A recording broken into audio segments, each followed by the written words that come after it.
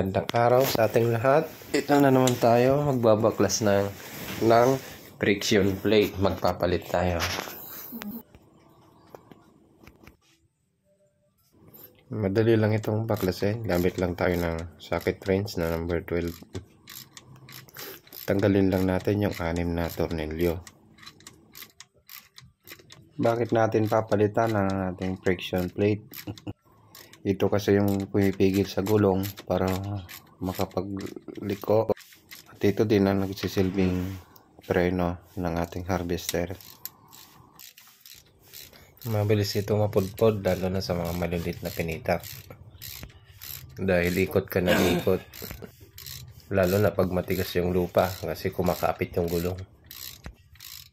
Kapag medyo mahina na yung kapit ng lining, dito na pwepwersa yung pivot bolt at nababali.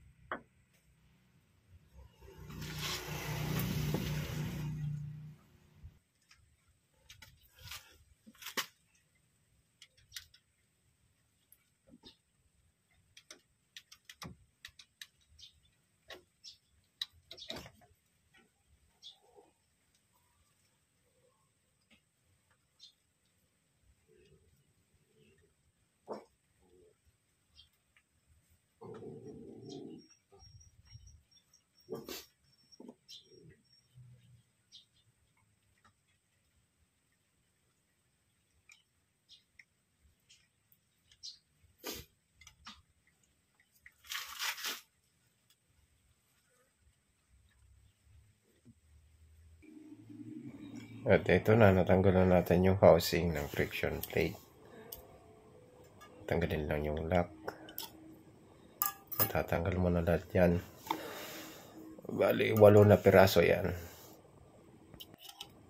Pang-siyam yung naiwan sa loob ng transmission.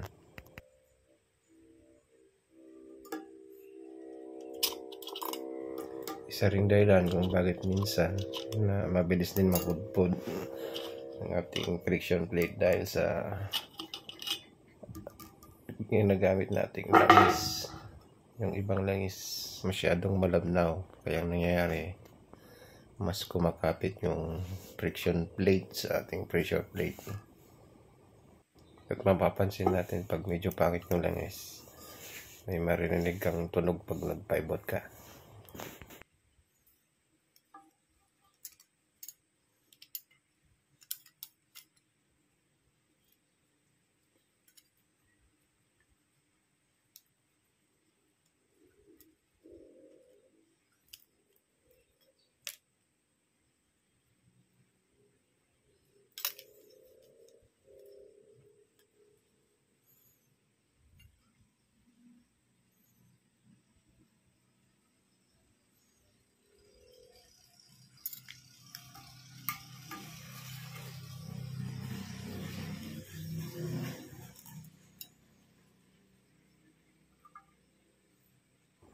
At ipapalit na natin itong bago. Bali, Harriston pa lang tatak nito. Bali, ganito rin yung naikabit namin sa isang unit namin. Okay naman siya. Kung mapapansin natin, mas malapad yung kanyang lining kesa dun sa dating nakakabit. Ang paglalagay niyan, unahin yung pressure plate, as friction plate, pressure plate ulit, hanggang sa mailagay mo na lahat.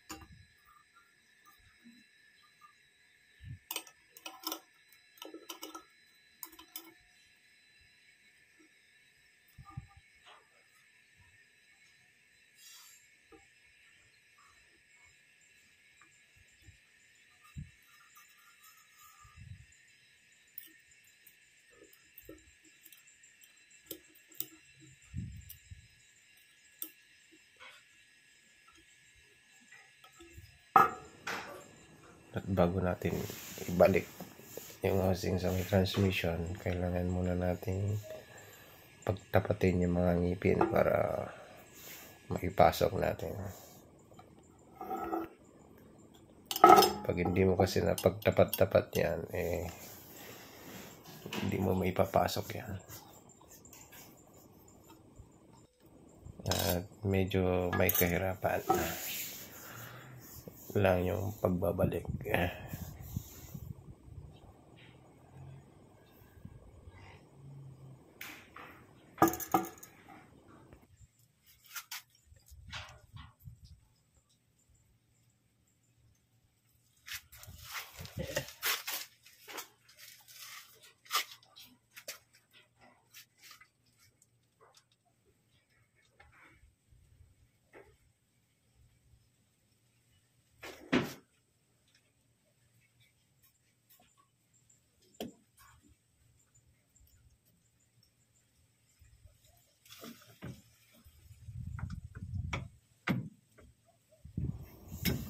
Hirap siyang ipasok, dapat naka-timing. Tapat-tapat talaga yung ngipin para hindi tayo mahirapan.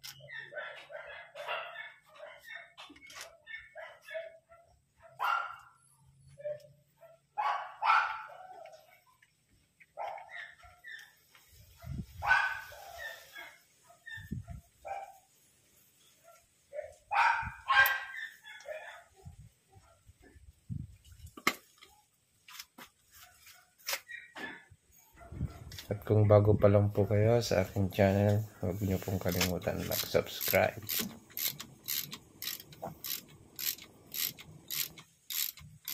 Hanggang dito na lang po ang aking video. Maraming salamat po at patuloy niyo pa rin suportahan ang aking channel.